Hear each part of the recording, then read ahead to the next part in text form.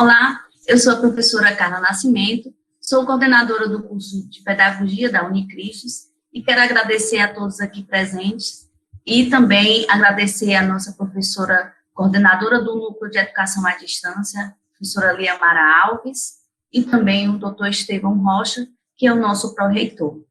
Quero agradecer a todos vocês e também desejar um excelente evento. Passo a palavra ao professor Ailton Feitosa. Ok, muito obrigado, professora. Bem, como já foi falado aí, meu nome é Ailton Feitosa, gente, e sou professor também da casa, né, faço parte do Núcleo de Educação à Distância do Centro Universitário Unicristos, e é um momento, assim, extremamente importante e interessante, né, esse que a gente está vivenciando aqui, e para brilhantar esse momento aqui conosco e também discorrer, né, sobre a temática que a gente vai estar desenvolvendo aqui. E, antes de mais nada, também quero agradecer, né, assim, de antemão, o pronto atendimento, né, o palestrante Kilder Amorim, um cara extremamente de pronto, né, atendeu o nosso pedido. O professor Ricardo Normando também é uma pessoa que está sempre nos auxiliando nas demandas que a gente está levando para ele.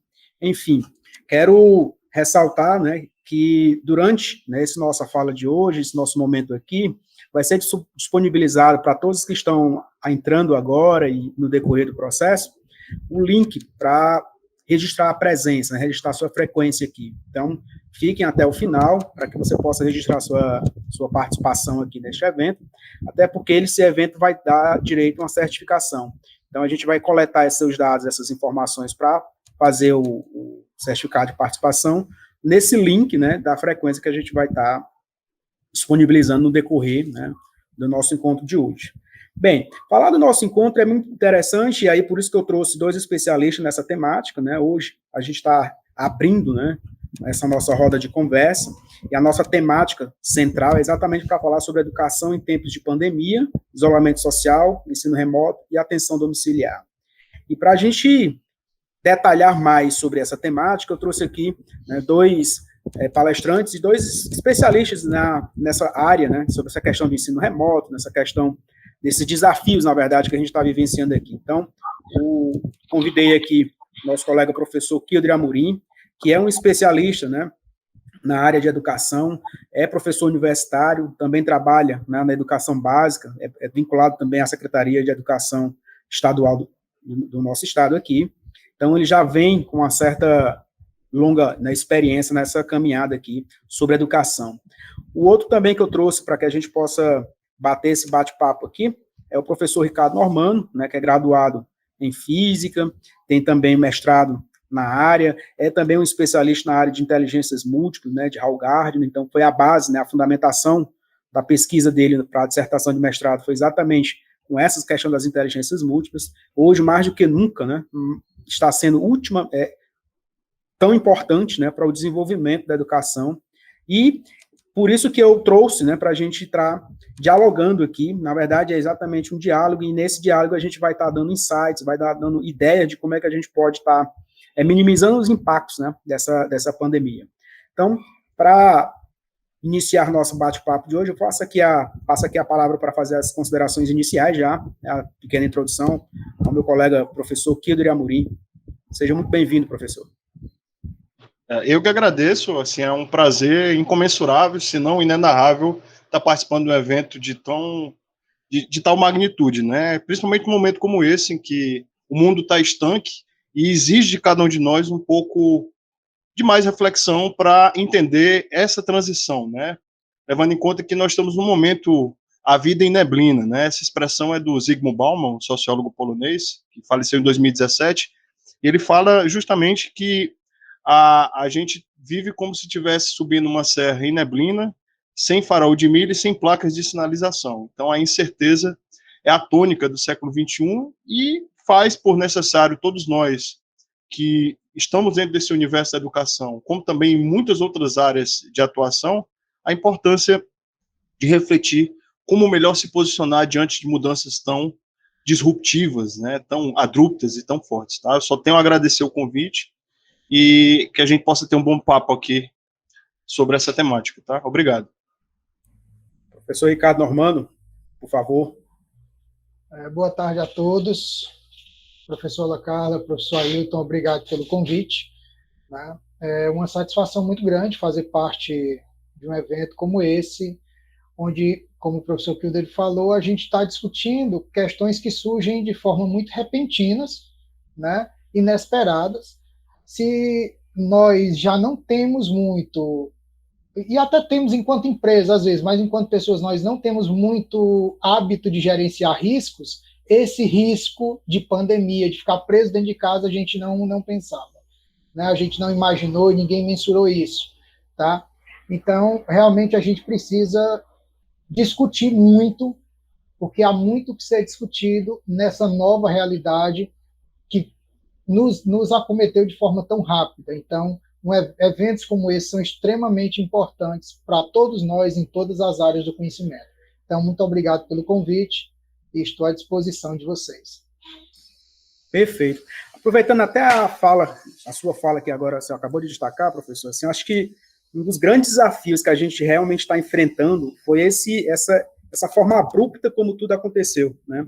Acho que esse processo da gente não ter um mínimo de planejamento, porque era algo impensado, né? E de repente tivemos que fazer todo esse processo de readaptação, de reorganização, e aí eu trago exatamente para a gente iniciar nosso bate-papo aqui a questão do desafio, né? Ou seja, os desafios não é só no contexto educacional, mas empresarial, enfim, qualquer que seja a área, ela foi impactada, direta ou indiretamente, né? Essa pandemia, ela está deixando aí os seus arranhões e vai deixar certamente algumas cicatrizes. E nesse sentido, eu gostaria de saber, né, a opinião de vocês, né, pode ser até o professor Kilder pode começar a falar sobre isso, sobre essa questão dos aspectos emocionais. Eu acho que um ponto que eu acho que é interessante a gente tocar aqui, gente, é sobre essa questão emocional, né, assim, principalmente com relação aos alunos, né, assim, como é que os alunos eles podem minimizar esses impactos emocionais, né, e de certa forma não ficarem desmotivados, né, com relação à questão das execuções das atividades acadêmicas que são propostas, porque, assim, é mais um agravante, né, assim, tem todo um trabalho que ele já vem fazendo e, de repente, aparece essa questão da pandemia, né, então, assim, professor Kilder, como é que você visualiza e como é que você sinaliza para que a gente possa ter uma noção, uma ideia melhor, sei até que é especialista na área de comportamento humano, como é que a gente pode minimizar esses impactos, né, principalmente essas questões emocionais, diante do contexto que a gente está vivendo aqui? Bem, a primeira coisa é a gente ser um pouco mais solidário consigo mesmo, né? Em situações em que há reparação de danos, onde a incerteza é a única certeza, todos nós temos, de uma certa maneira, ser um pouco mais solidários conosco, para que a gente também possa ser com os demais, né? Toda experiência, seja ela qual for, de grande impacto, ela traz muitas sequelas, né? Se você pegar outros eventos da história da humanidade, como a Primeira Guerra Mundial, trouxe abalos psicológicos muito, muito grandes, porque o término da Primeira Guerra Mundial a gente emendou com a gripe espanhola, né? E é muito difícil para pessoas que passam por experiências dessa natureza não terem como compartilhar, porque você vai para um evento de guerra, vê gente morrendo, possivelmente matou alguém e quase morreu, você não tem com quem compartilhar e, consequentemente, você vai sofrer questões psicológicas muito profundas, né? Então, a dica que eu posso dar para pessoas num ambiente de tanta incerteza, primeiro é serem mais compreensivos consigo. Nós estamos reparando danos, né? A humanidade está em estanque, está em interrogação, e em uma transição em que vai para um ambiente completamente novo, em que todos tiveram, de uma certa forma, se adaptar e repensar a sua lida individual para com o coletivo. E aí, consequentemente, as fronteiras entre o público e o privado, elas foram diluídas. Isso também gera uma insegurança, né? A gente perdeu um intermediário do espaço físico, que seria a universidade, onde nós poderíamos estar todos juntos, e nós estamos na intimidade dos nossos lares, dentro das nossas casas, dentro de uma experiência coletiva, vivenciando uma individualidade, uma particularidade dentro de uma intimidade. Então, isso mexe muito com as nossas zonas de conforto e as nossas seguranças. Então, o que eu poderia dizer a todos é que procurem sair dos porquês e passem a experimentar os comos, né? Como lidou, como me adapto, quais são as novas maneiras que eu tenho que lidar com uma situação dessa natureza. Meio que de maneira forçada, as pessoas tiveram que lidar. Então, todos esses grandes eventos, como a Primeira Guerra Mundial e a Gripe Espanhola, eles antecederam grandes explosões de transformações no mundo. Os anos 20 foram muito frenéticos, ao ponto de ter exportado para a vida social duas expressões da indústria, da engenharia, que é o estresse e essa questão da resiliência, né? Da resiliência, exatamente. São duas expressões que vêm desse universo da engenharia que foi passado para a vida devido a essa frenética mudança que trouxe uma transformação muito profunda no mundo. Então, se a gente for um pouco mais complacente, resiliente, e souber lidar com esse processo com mais naturalidade nos comos e saindo dos porquês, fica um pouco mais suave, né? Perfeito. Eu acho até, pegando aqui o gancho que você acabou de destacar, professor, isso tudo muito tá evidenciado na questão hoje, a questão de você ressignificar, né? Aí eu aproveito essa parte que você acabou de mencionar e eu já jogo a bola aqui para o professor Ricardo Normando sobre essa questão da ressignificação. Acho que é um momento muito crucial, né? Essa questão da adaptabilidade, da ressignificação que a gente está fazendo, que é exatamente isso que o senhor está destacando aqui. E aí eu queria ver com o professor Normando exatamente como é que a gente pode, professor Normando, essa questão do ressignificar diante de tudo isso que a gente está vivenciando, de todo esse aspecto, né, emocional, pessoal, profissional, cognitivo, né, que a gente está passando. Como é que a gente poderia ressignificar esse processo que a gente está vivendo e, de certa forma, tirar aprendizado disso, né? Porque, assim, nem tudo são percas, né? A gente tem também lições e aprendizagens bastantes que a gente pode fazer de uma situação como essa que a gente está falando aqui, né? Então, assim, como é que é para o senhor que está trabalhando muito bem essa questão das inteligências múltiplas, né, nas escolas onde o senhor atua, esse processo de ressignificação, né, da situação que a gente está passando aqui? Bem, desde que a primeira revolução industrial começou, né, passando pela segunda, terceira, e hoje estamos no meio da quarta revolução industrial, o ser humano ele vem guardando cada vez menos tempo para si e mais tempo para fora. As pessoas não pensam ou não têm tempo de pensar. Eu estou falando em geral, claro, tem as especificidades, mas em geral as pessoas elas não param para refletir sobre o si mesmo. E o Gardner fala muito sobre uma inteligência chamada intrapessoal, que é eu me compreender. Então, quando eu falo em eu me compreender, quais são meus temores, quais são minhas virtudes, meus defeitos, como é que eu posso reagir diante de determinada situação, minhas crenças, meus valores e tudo isso. E esse momento, né, primeira coisa, ele nos tirou do foco da empresa, do trabalho, e nos colocou no foco das pessoas, porque nós estamos vendo colegas, parentes, às vezes pai e mãe falecerem de um mal que não, até então, eu não tenho como controlar. E aí vem a questão do risco que a gente mencionou lá no início, né? As famílias elas não têm gerenciamento de risco, e esse era um risco que nós não tínhamos como gerenciar, e aí nós nos sentimos impotentes diante da situação, porque nós vemos um conjunto de coisas acontecendo com as quais nós não temos exatamente consciência de como lidar, porque nunca passamos pela experiência. E aí o que acontece? Tomando por base a questão da inteligência intrapessoal, é hora de... Quem não fez ainda é hora de dizer, não, peraí, deixa eu olhar para mim agora. Como é que isso está me afetando? O que isso me trouxe? Eu estou tendo que passar por alterações no meu profissional. Como é que isso está me incomodando, não está me incomodando? Por que está me incomodando? Né? E aí, em todos os aspectos desse pensamento, desse desenvolvimento de inteligência intrapessoal, que é a compreensão do si mesmo, nós vamos pegando a expressão que o professor Kilder usou, a questão do como, começando a pensar em como esse trabalho remoto está me incomodando. Como eu posso fazer para que isso não me incomode? A minha relação dentro de casa está muito complicada, porque agora está todo mundo dentro de casa, é o marido, a esposa, as crianças e tudo. Então, como eu posso fazer?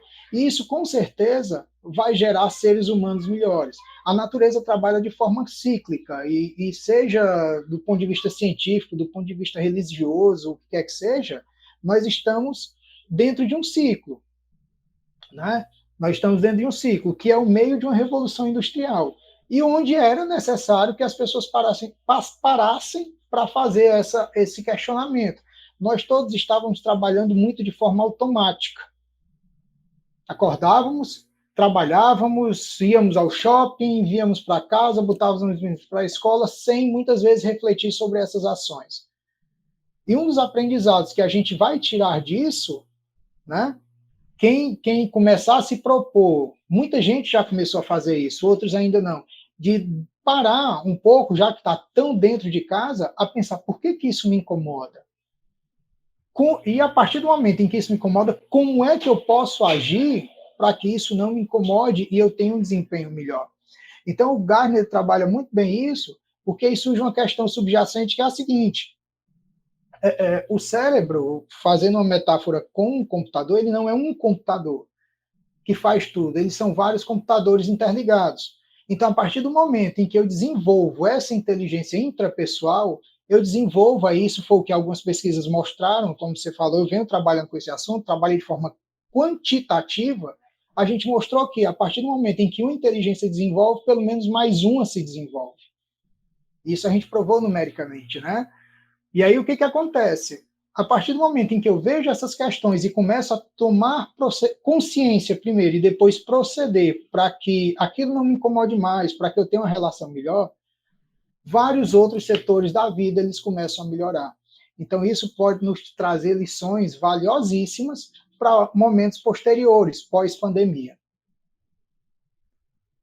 Perfeito, perfeito. O senhor até destacou um ponto que realmente é um outro grande desafio, né? É conviver todo mundo no mesmo espaço, né? Então, essa questão da delimitação dos espaços na própria casa, para muitos está sendo um tormento até, né? Então, assim, é a questão de trazer o que é externo para dentro de si, né? Dentro da própria casa em si, como o professor Pedro também destacou, né? É rever vários posicionamentos e várias ações dentro do seu próprio nicho, né? Domiciliar. Nesse ponto, acho que um outro tópico que é muito interessante que a gente possa incrementar aqui é essa questão do ensino remoto, né? Assim, a educação, mais do que nunca, ela passou a ter que dar uma olhada, ter que dar uma visualização muito diferenciada para esse processo de ensino remoto, né? Que é também um dos desafios que essa pandemia está nos trazendo, né? Nesse sentido, com relação a essa questão do ensino remoto, né? Como é que a gente pode desenvolver, porque, de certa forma, a gente está aprendendo a consolidar ou até mesmo construir uma cultura digital, né, que eu vejo o seguinte, que a pandemia, ela meio que deu amplificada naquilo que já era para estar acontecendo. Né, assim, essa questão da gente estar se adaptando agora, essa questão da educação através do ensino remoto, isso já era um processo que vinha meio que naturalmente acontecendo, só que estava sendo meio que postergado. Agora, com a necessidade, com a urgência da situação, é que a gente está começando a realmente colocar a mão na massa. Aí, nesse sentido, professor Kilder, eu queria ver com o senhor essa ideia, né, sobre essa questão da cultura digital, com relação a essa questão do ensino remoto. É até interessante também, viu, aí passa aqui um pequeno parênteses, que todos que estão aqui presentes, que também queiram, né, aprofundar essa temática entre educação à distância e ensino remoto, amanhã vamos ter outra rodada de conversa, tá certo? E a gente vai esmiuçar bem essa ideia também, qual as diferenciações entre essa questão da educação à distância, ensino remoto, virtualização do ensino, enfim.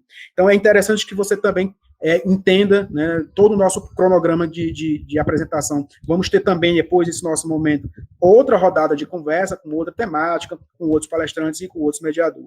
Mas, então, assim, voltando ao nosso ponto, professor Kilder, essa questão do ensino remoto e a cultura digital. Hoje, você até como exemplo vivo, né, trabalha com relação a essas tecnologias do ensino, como é que você vivencia, como é que você visualiza essa cultura digital, sendo que, meio que trazendo para o atual, né, ou seja, eu tenho que realmente colocar a mão na massa agora e fortalecer e desenvolver meu trabalho, porque a pandemia está aí, a necessidade surgiu e eu tenho que desenvolver minha aula, eu tenho que dar conteúdo, eu tenho que mostrar para os alunos, porque a gente, apesar dos pesares, a vida vai ter que continuar. E nesse sentido, a cultura digital ela vai fortalecer muito a prática docente hoje, né, mais do que nunca. Qual a sua visão, qual a sua ideia com relação a essa questão dessas tecnologias do ensino remoto, professor? Bem, tecnologia é aprimoramento de técnica, né, e querendo ou não, cedo ou tarde o novo vem, né, como canta o Belchior, né, o passado é uma roupa que já não nos cabe mais, né, então todo processo de ruptura, ele traz novos valores agregados, permanências e coisas que vão desaparecer, né? Dando um pouco de pista, né, de como é que a gente pode entender como se portar diante dessa nova realidade, desse novo ambiente, né, que já existia, há uma tendência no mundo, né, do ensino, do trabalho home office, o próprio ensino à distância. Há um livro que traz um debate interessante, As 21 Lições do Século XXI, do Harari. No capítulo em que ele fala sobre educação, ele faz justamente uma análise sobre essas novas formas de adquirir conhecimento e informação através do mundo virtual da internet, né? E aí ele coloca que todos nós, seja professor ou aluno, devem desenvolver 4 habilidades fundamentais. Primeiro, há um pensamento crítico, né? E crítico não no sentido de depreciar, mas no sentido grego de saber separar. Porque, querendo ou não, o acesso a múltiplas possibilidades exige de cada um de nós uma capacidade mais crítica de separar melhor para poder colher as melhores informações, né? E ter criado um recurso que uns chamam de pós-verdade, outros chamam de fake news, né? Ou indústria de falácias, né? Porque há uma avalanche de informações que faz com que cada um de nós tenhamos que ter um pouco mais de senso crítico, pensamento crítico para saber separar. A outra competência é o desenvolvimento da comunicação. E aí a gente tem várias formas de se comunicar, né? É um ambiente em que o tempo ele é muito difícil de ser mensurado, né? Nós estamos aqui ao vivo, mas está sendo gravado, nós vamos ser vistos em outro momento. Então a gente vai estar agora, mesmo se tornando um passado, mas será um futuro para as próximas pessoas que irão nos assistir em outros horários. Então o cyberespaço ele cria uma outra relação com o tempo, que faz com que cada um de nós desenvolvamos novas formas de comunicação. A outra habilidade é ser mais cooperativo, né? Aí se envolve a capacidade da gente trocar as experiências, descentralizar e mudar as metodologias. E, por fim, a criatividade, né? Que é algo extremamente necessário.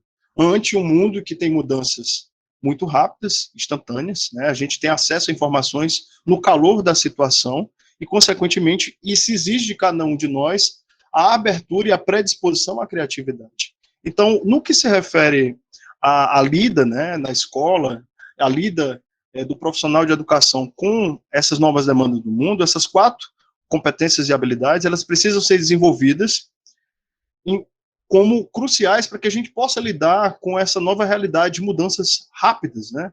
É algo muito dinâmico, né? Se a gente parar para pensar, talvez a gente dê um salto de 10 anos, isso que era uma tendência, aconteceu de uma hora para outra, todo mundo tendo que lidar com luz, com som, com iluminação, que eram competências que nós não tínhamos e tivemos que aprender.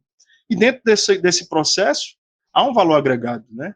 Que traz uma nova realidade, que precisa ser equalizada, e aí é normal que todos nós, sejamos alunos ou professores, fiquemos um pouco temerosos, né?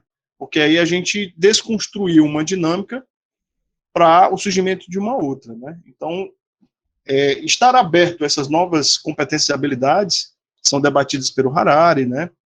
Nas 21 lições, seria um indício, né? De como lidar com isso.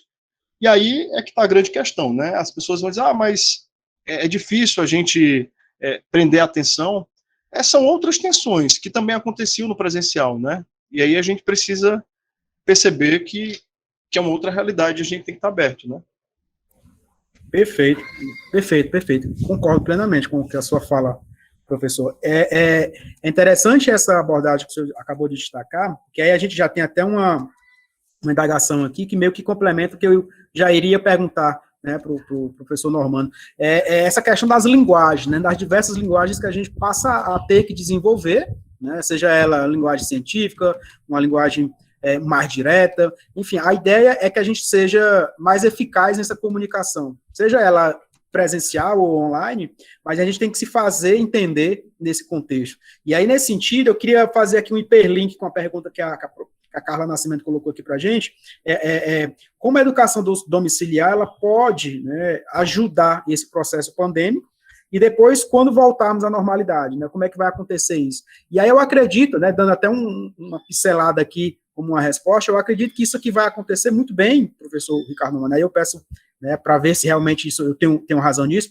com relação exatamente às diversas possibilidades de se comunicar, seja ela através de tecnologias, né, digitais, seja ela de tecnologias analógicas ou não, e como é que isso pode acontecer de fato, né? Assim, como é que essa educação domiciliar ela vai ajudar nesse processo de pandemia? Que para muitos está sendo a tábua de salvação, né, da pátria, né? E aí eu queria ver a sua visão com relação, fazendo esse hiperlink aí dessas duas ideias que eu acabei de mencionar, tanto a questão da linguagem, como de uma maneira geral, como também essa questão da educação domiciliar. Bem, mais uma vez a gente volta àquela questão das mudanças muito rápidas, né? E assim, desde que o mundo é mundo, até o início do século XX, existia uma coisa chamada determinismo. Então, as pessoas estavam habituadas sempre àquela mesma rotina, né? E no início do século XX, um físico, né, ele fala de incerteza. O Werner Heisenberg fala de princípio da incerteza, ele é o primeiro a falar nisso, e uma série de outras questões sociais, econômicas, entraram nessa questão. Só que o ser humano ainda não se adaptou a isso. É tanto que até bem pouco tempo atrás, né, ainda se falava muito, basicamente, para o sujeito ser inteligente, ele tem que ter muita informação, ele tem que ler muito, e a teoria do Gardner ele coloca a coisa de uma forma muito mais simplificada. A inteligência ela consiste em resolver problemas, né? E criar um produto viável numa determinada cultura. Basicamente, o que o Gardner diz em termos de inteligência é isso. Então, nós estamos com um grande problema nas mãos, que é a educação dos nossos filhos em casa, onde nem todo mundo tem essa habilidade desenvolvida, né? E aí, quando eu falo de linguagem, aí eu passo a ter uma parceria, uma necessidade de uma parceria entre instituição escolar, universitária, e os pais no que diz respeito justamente à construção dessa linguagem. O professor, ele tem o método, ele tem a técnica do ensino, e os pais muitas vezes têm boa vontade, não necessariamente a técnica, e a gente sabe que requer aí um pouco de técnica o processo de ensino e aprendizagem, né? Partindo ainda de uma outra necessidade, alguns pais permaneceram fora de casa trabalhando, né? Ainda tem esse detalhe, ainda quando a gente fala principalmente das crianças que estão no ensino fundamental. E aí, quando a gente fala de linguagem, a gente fala da necessidade dos pais também e das crianças reaprenderem a linguagem, principalmente a linguagem tecnológica, e aí vem a capacidade de adaptação, né, que a gente vê em várias teorias, seja no Gardner, seja na origem das espécies esqueci o nome do sujeito agora, seja na origem das espécies, seja no que seja, a gente vê que a cada período histórico que passa, a gente tem mais necessidade de adaptação, e sobrevive aquele que se adapta melhor. Então, cabe, principalmente a pais e alunos, numa parceria, claro, com as instituições de ensino, né, entenderem as novas formas de comunicação. Aquela história de ter medo de ligar um computador, de acessar um vídeo na internet, como a gente ainda tem muita gente, acredito que não só eu, mas uma série de outras pessoas aqui, ouviram relato de pais, olha, o meu filho precisa assistir um vídeo, eu não sei como é que eu coloco ele para assistir esse vídeo. Ou eu não sei conversar com ele sobre determinado assunto. Então, nós não temos tanto conhecimento, e aí eu vou falar de forma bem generalizada mesmo, sobre o virtual, sobre o mundo virtual, sobre as possibilidades do mundo virtual. Então, nós temos aí uma série de objetos de aprendizagem que facilitam a linguagem, nós temos uma série de textos e um conjunto muito grande de vídeos que facilitam essa linguagem, que requer uma mudança cultural mesmo, de que nós, ao invés de estarmos passivos no processo de ensino-aprendizagem, passemos a ser mais ativos, né? E aí o papel do professor, ele passa a ser mais estratégico do que operacional, porque até então o nosso papel é muito operacional. Eu chego, forneço toda a informação e depois avalio aquele resultado, né? Isso passa por uma mudança de cultura, tanto de cultura de pais, cultura de alunos e cultura de instituições. Por quê? Aproveitando um termo que o professor Kilder falou, a coisa é atemporal. Então, aquela questão de cumprimento de horário, né, dentro da instituição, ela perde um pouco do sentido dentro do mundo virtual, porque aquilo não necessariamente cumpre uma agenda da casa daquele aprendiz, daquele aluno, daqueles pais. Porque, por exemplo, se eu for pegar, por exemplo, casos de escola básica, eu tive casos, né, de alunos que chegavam e diziam, olha, meu único celular que tem em casa é do meu pai. É o que tem uma internet bacana, que dá para eu acessar, ou então é o do meu pai e tem mais um computador, e são 3 crianças, minha mãe está trabalhando em casa, e aí? Então, aquela história de cumprimento de horário, ela já não funciona, porque alguém vai ficar sem aula naquele momento, né? E a contrapartida dos pais, de realmente tentarem compreender um pouco do que acontece naquele cotidiano do aluno, e de entender essa linguagem, de entender a linguagem que a escola está utilizando, que o aluno está utilizando. Então, assim, é um aprendizado para todo mundo. É um aprendizado para todo mundo, tanto a nível familiar quanto a nível institucional. E é a única, desde o início do século XX, a única certeza que a gente tem é de que tudo vai mudar o tempo todo e a gente precisa estar atento a isso. Perfeito. E aí, aproveitando, o senhor tem até um exemplo prático, né, para minimizar esse impacto sobre essa questão da deficiência da tecnologia em si, né, como você bem destacou. Muitas vezes eu só tenho um celular para a família toda, então eu tenho que esperar meu pai chegar do trabalho para poder acessar. E aí você usou uma estratégia interessante, que foi gravar aula no YouTube, né, gostaria até que você compartilhasse aqui com a gente um pouco essa experiência que você vivenciou, de gravar a aula exatamente pensando nesse aluno que não está ali online, né, de forma síncrona, com você assistir aquela aula. Então, você grava, disponibiliza e ele pode acessar isso depois. Dá uma ideia aqui para nós, exatamente esse insight que você teve exatamente para fazer esse trabalho. Assim, eu faço parte, né, da escola pública, eu sou professor da escola pública média, e aí o que acontece? A escola pública média, ela possibilita um arcabouço de pesquisas muito interessante, tanto que todo o meu mestrado ele foi pesquisado dentro da escola pública e trouxe alguns retornos bem interessantes, tanto para mim como para a instituição de forma geral.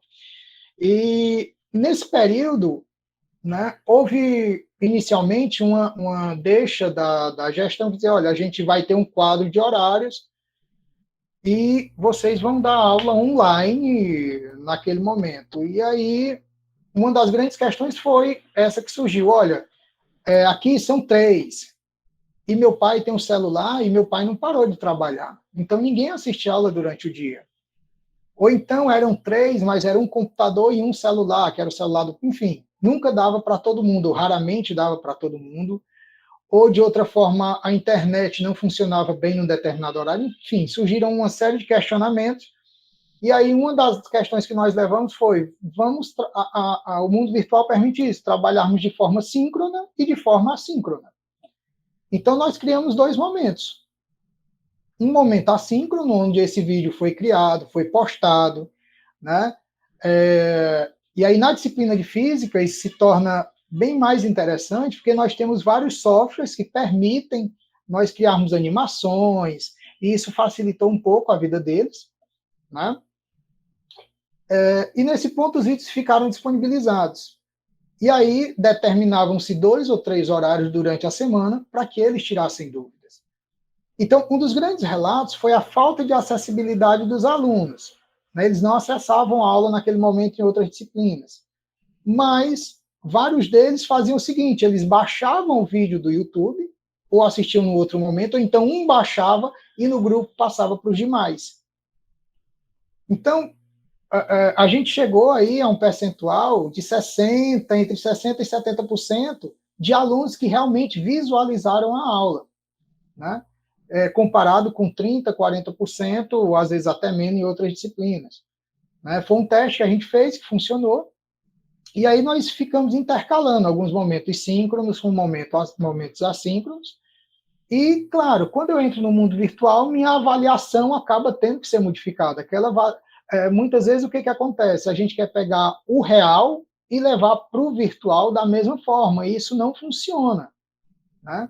Não funciona. Então, até a sistemática de avaliação a gente teve que alterar, né? Tomando por base até a teoria das inteligências múltiplas. A gente usou uma ferramenta chamada avaliação de processofólio, que o Gardner deixa explícito no livro dele, no livro Inteligências Múltiplas, da Teoria Prática, ele tem esse mecanismo de avaliação que ele desenvolveu para a disciplina de música. Essa inteligência foi mais estudada porque o Gardner era músico, né? Então ele estudou bem mais sobre essa inteligência, mas isso a gente acaba adaptando para todas as outras inteligências, para todas as outras formas de avaliação. Então é um mecanismo que quem não tem o livro e ficou curioso, pega o livro do Gardner de Inteligências Múltiplas da Teoria Prática, vai lá dar uma olhada no processo de avaliação pelo processofólio, que a gente tem uma ferramenta muito rica de avaliação. E foi dessa forma que os alunos foram avaliados, porque não tinha sentido eu avaliar da mesma forma que eu avalio no presencial. Aproveitando aí o gancho que o Ricardo Normando está falando, perceba que nessa experiência que ele teve, 3 habilidades que eu comentei aqui do Harari foram aplicadas, né? Os alunos desenvolveram criatividade, porque resolveram um problema de acesso, né? Eles compartilharam, né, com os que não tinham uma forma para que todos pudessem vir a ter, e foram criativos, né? Além de terem sido críticos de buscar melhores alternativas para sair, né?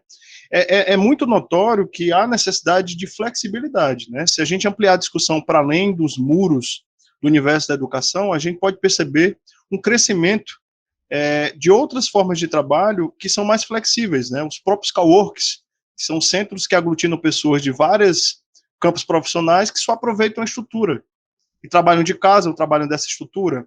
Outro exemplo também é o surgimento da geração Slash, né? A gente que está na casa dos 40, né? A geração X, depois a Y, a Zapper e a Slash, né? Que é a junção de um pouco de cada uma dessas gerações, mas que não tem uma definição pré-estabelecida.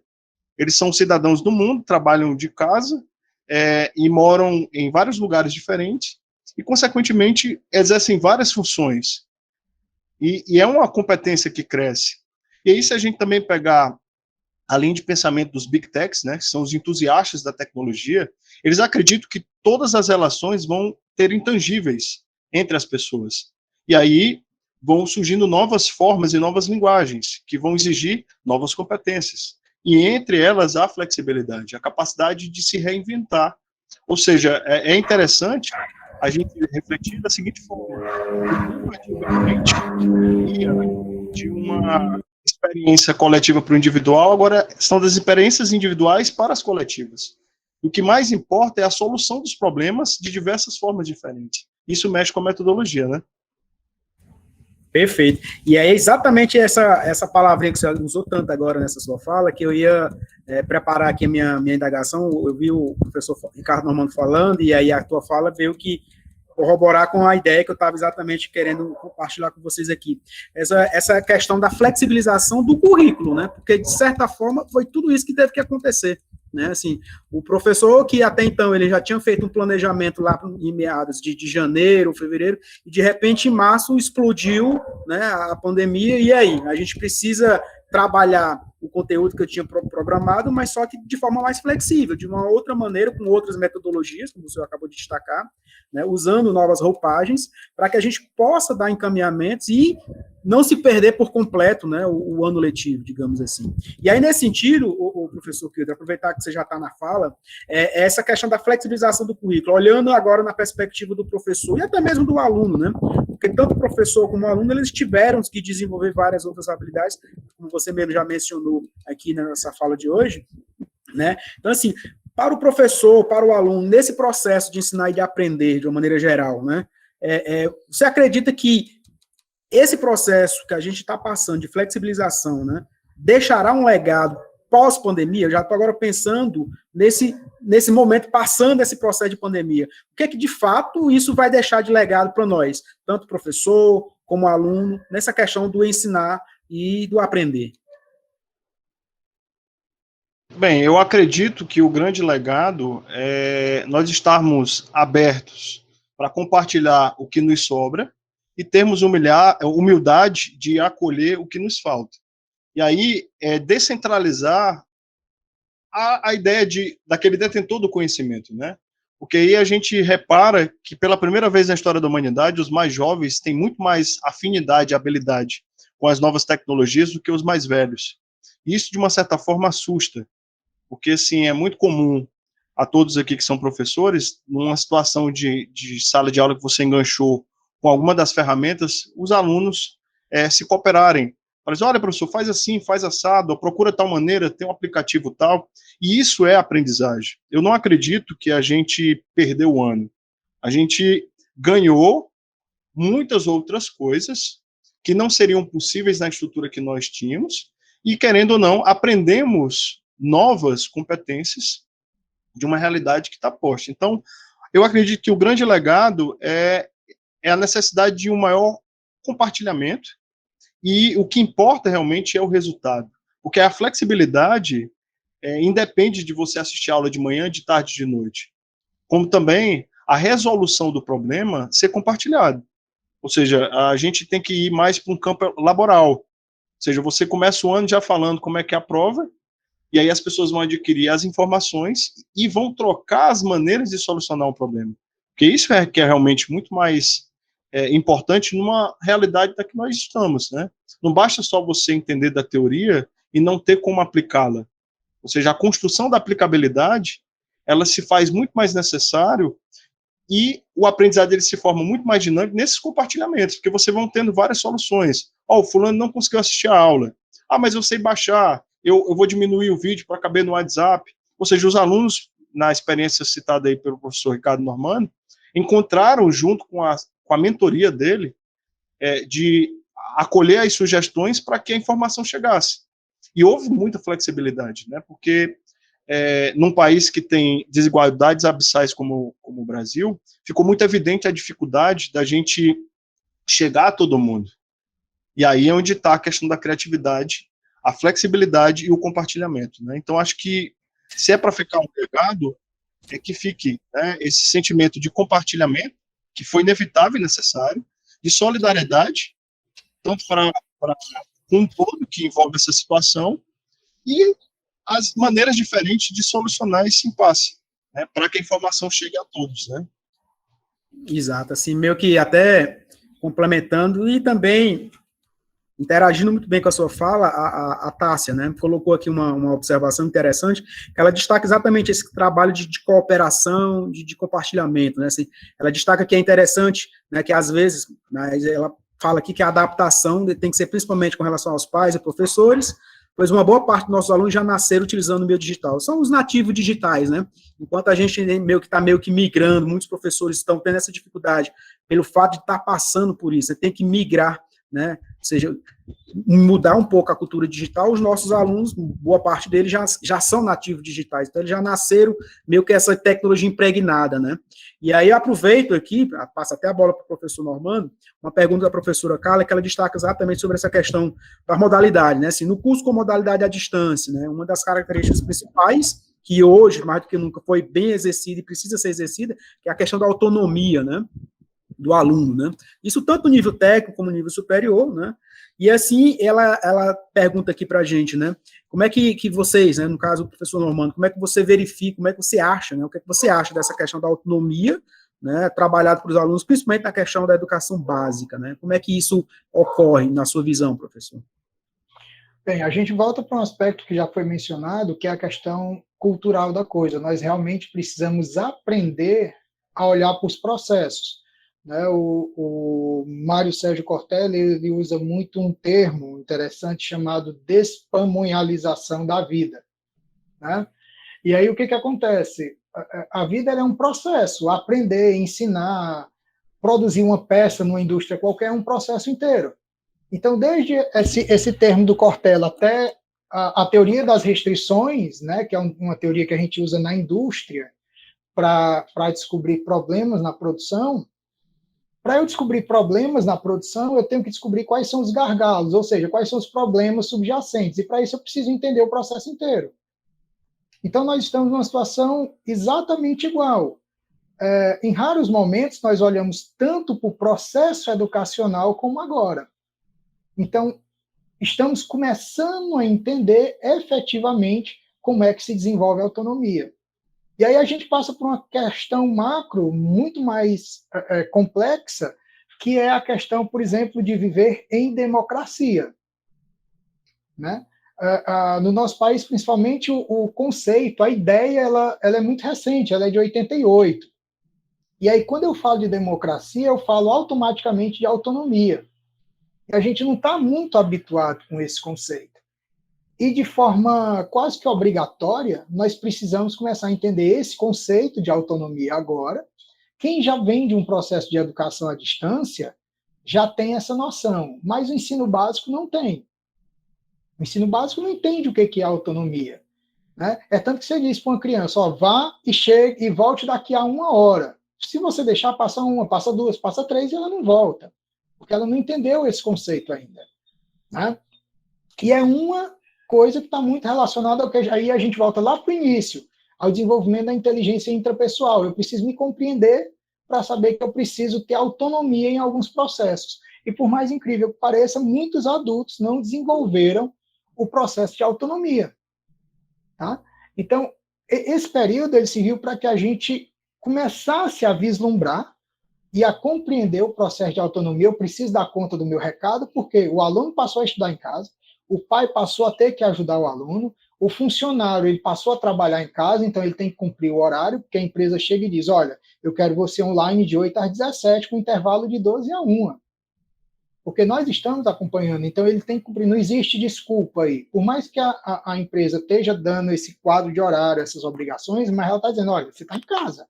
Ele tem toda a liberdade, e aí a gente tem casos, eu conheci pessoas que foram demitidas nesse período, não porque a empresa fechou, ou não porque houve corte de funcionário, mas ele não exerceu de forma autônoma as regras da empresa. A empresa disse, olha, esteja 8 até 17. Ele chegava às 10 e saía 2 da tarde, abandonava o sistema. E aí a empresa não quer saber. Né? Então, essa questão da autonomia ela é muito séria. Né? E foi um momento onde a gente teve que parar, dentre outras coisas, para analisar essa questão da autonomia. Eu preciso entrar na videoaula, seja de que maneira for, seja online, seja na aula gravada, seja o que seja, eu preciso dar respostas. E isso acontece em todos os setores da vida. E isso é possível quando eu passo a compreender o processo. Né? Então, quando eu sei que comer pamonha não é só ir ao supermercado, comprar um e comer, que tem todo um processo, desde o plantio do milho até comer a pamonha, eu não tenho nem como fazer alterações, nem como fazer adaptações, nem como fazer melhorias, inovações, eu não tenho nada disso.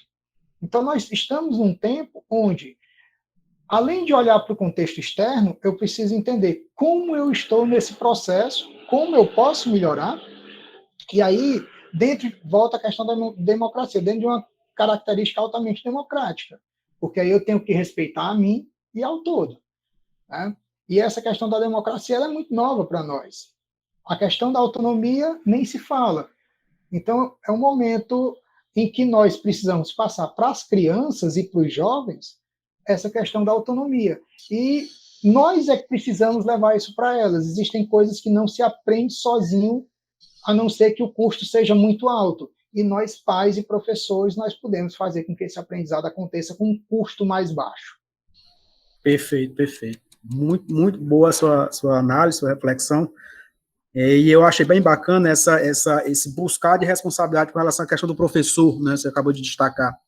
E aí é incrível como o tempo passa quando a conversa é boa, né? A gente já está chegando aqui nos nossos finalmente aqui, gente.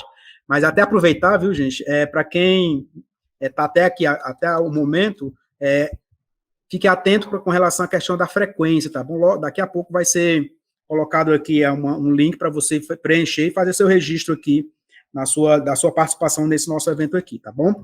Mas aí eu queria já chegando aqui, pessoal, a gente já meio que caminhando para os nossos finalmente, mas eu queria, antes disso, de fechar, eu queria trazer aqui uma análise, que eu queria que o Pedro falasse bem sobre isso, com relação exatamente a essa responsabilidade que o Normando falou, de trazer essa responsabilidade para o professor, né? E nesse sentido, a gente vê muito, assim, os médicos, eles são os heróis, né? Realmente estão lá na linha de frente, estão batalhando, estão lá tentando, né, com as condições que têm, trabalhar e desenvolver seu trabalho bem feito. Por outro lado, nós também temos uma outra categoria que também precisa ser enaltecida, né, nesse processo de pandemia, e que também não teve preparação, que também não teve uma formação para esse momento, né, situações de guerra que a gente está vivenciando, que são nós, professores, né, trazendo um pouco a sardinha para o nosso lado aqui. Nesse sentido, eu pergunto assim, professor Kildre, você acredita que diante de tudo isso que a gente está vivendo, onde o professor precisa, como você já mencionou, o professor agora precisa saber fazer enquadramento, precisa fazer uma edição de vídeo, precisa preparar um PowerPoint bacana, precisa fazer uma luminosidade boa, enfim, ele precisa ter uma boa locução aqui entre ele e o aparelho e o aluno que está lá do outro lado, enfim, ele passou a ter que desenvolver várias outras habilidades meio que na marra, né? É trocar o pneu do carro com o carro andando, né? E aí, nesse sentido, eu te pergunto, com relação à questão da valorização do próprio profissional, talvez não seja uma valorização que eu esteja puxando aqui a questão financeira, mas até mesmo social, né? Eu te pergunto, na sua visão, você acredita que isso, né, esse grau de importância que o professor está tendo nesse momento que a gente está vivendo, ele vai perdurar ou não? Não, daqui a 1, 2 anos o professor volta a uma categoria normal, como ele sempre foi. O que é que você vê? Assim, deixará legado essa questão da valorização social para o professor? Eu queria fechar com esse pensamento aqui e essa ideia com você.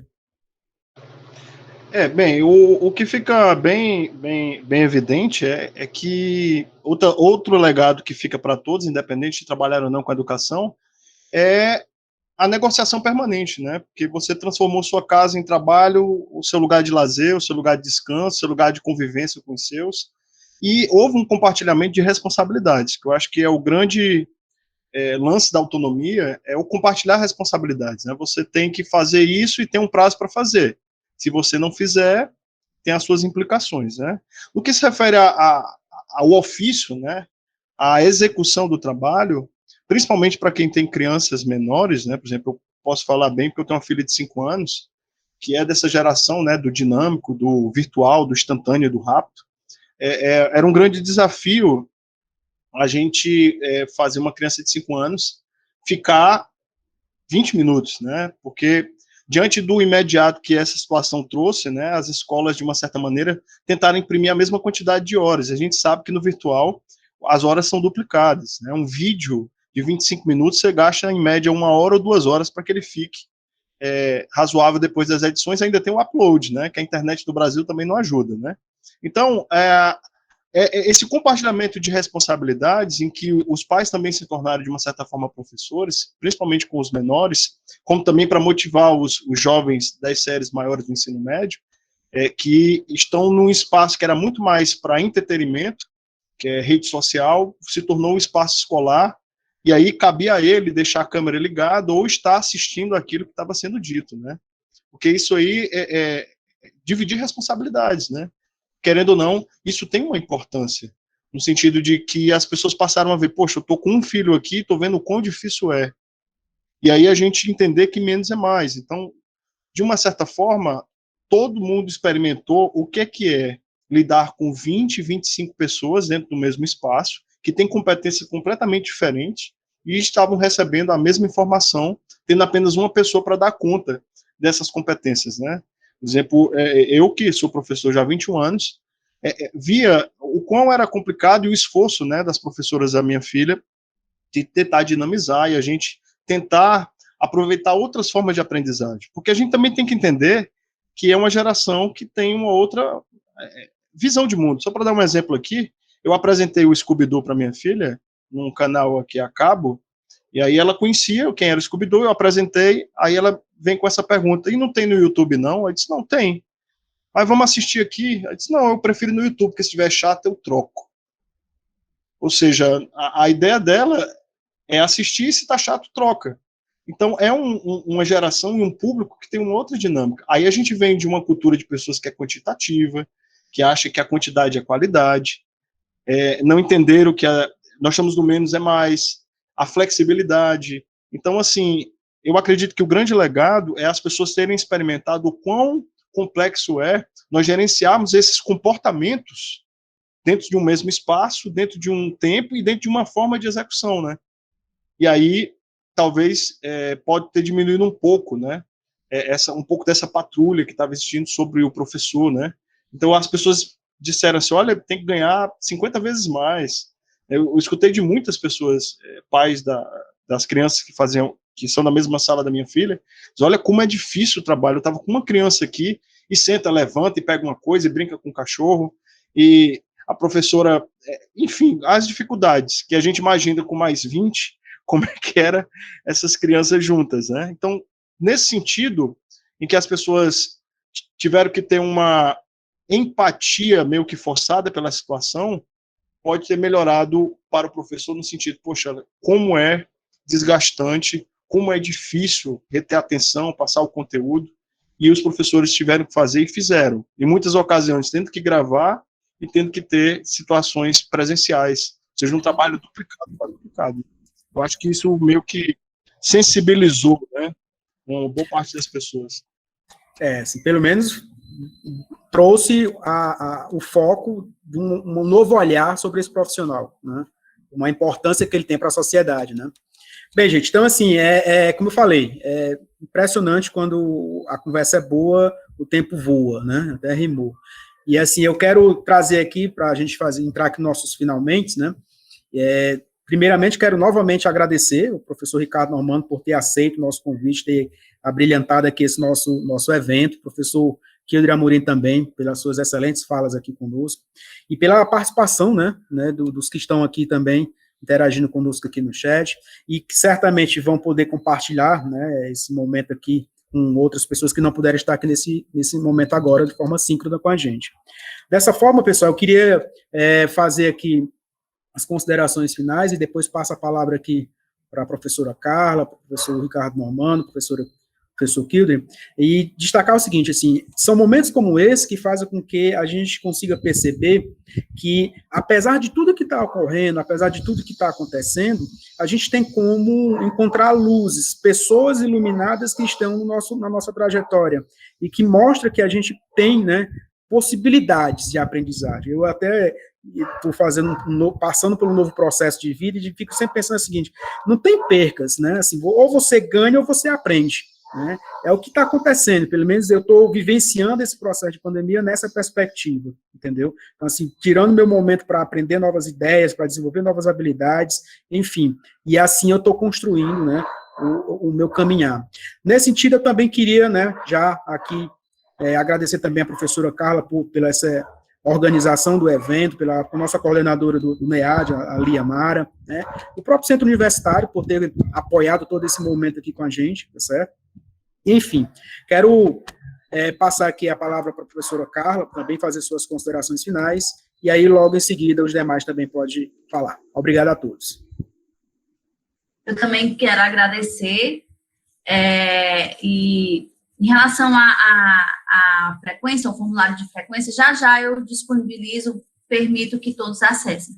Mas quero agradecer aqui ao professor Ricardo, ao professor Kilder, né, que brilhantemente falaram, né, sobre não só a experiência, mas o estudo, pesquisas que tem realizado.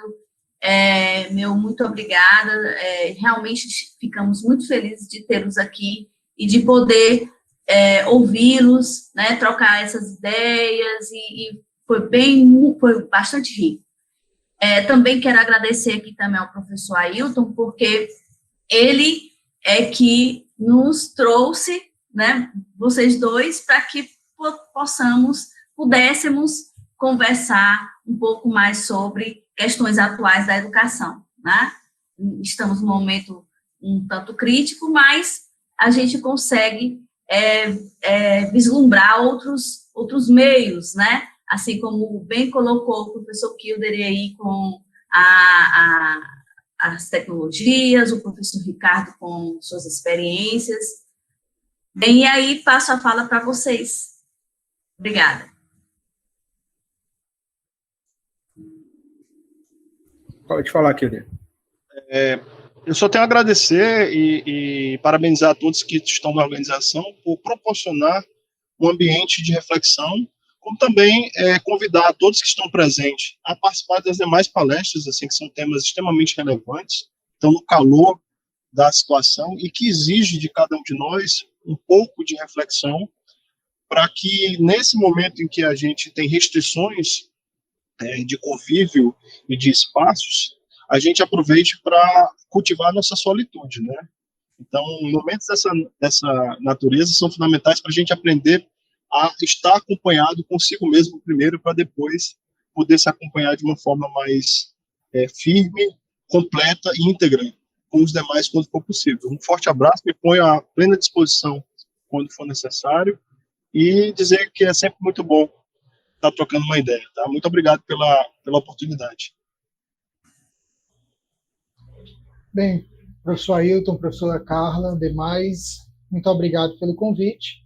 É sempre bom poder compartilhar o que a gente desenvolve, e é sempre muito bom. Eu tive acompanhando o chat aí também, muito bom poder ver algumas informações que se colocaram.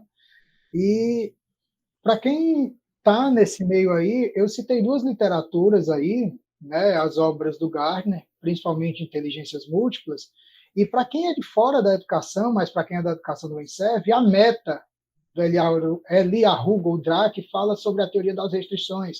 São duas literaturas muito interessantes para esse momento, seja para o cotidiano da escola, seja para o cotidiano da empresa e da indústria. Né? Eles nos trazem reflexões muito pertinentes para esse momento. Tá? Então, coloco-me à disposição para algum questionamento posterior aí, o professor Ailton tem todos os meus contatos.